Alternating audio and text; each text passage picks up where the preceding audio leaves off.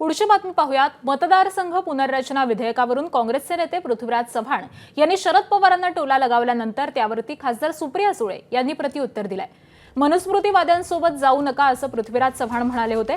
त्यावरती राज्यातील काँग्रेसचे नेते राष्ट्रवादीला चुकीच्या बॉक्समध्ये बसवतात, कदाचित केंद्रातील काँग्रेस नेत्यांसोबत त्यांचे समन्वय नसावं असा टोला सुप्रिया सुळेंनी लगावलाय। राज्यातल्या काँग्रेसचा राष्ट्रवादी शरदचंद्र पवार पक्षावरती काय राग आहे हे समजत नाही असं देखील खासदार सुप्रिया सुळे म्हणाल्या आणि त्यावरती काँग्रेसच्या विजय वडेट्टीवार यांनी प्रतिक्रिया दिली आहे।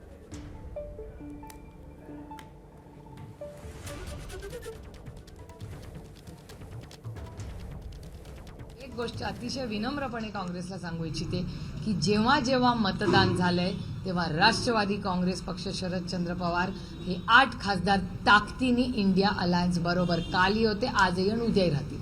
आता महाराष्ट्राची काँग्रेस आमच्यावर का नाराज आहे याचं उत्तर तुम्हाला महाराष्ट्राच्या काँग्रेसला किंवा आज राहुलजी पुण्यात आहेत त्यांना विचारावं लागेल, कारण का राहुलजींचं आणि आमचं हे रेग्युलर कॉन्टॅक्ट असतो। कारण का पॉलिसी लेवलला मग राऊतसाहेब असतील, उद्धवजी असतील, बंटी दादा असतील, विश्वजित कदम असतील, यशोमती ताई असतील, या सगळ्यांची आमचा नेहमीच संवाद होत असतो।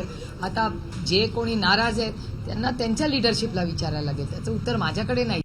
मला सुप्रिया ताईंनाच विचारायचं आहे की तुम्हाला ही कुठून बाबू झाला की आम्ही राग करतोय तुमचा? आम्ही कशाला राग करू?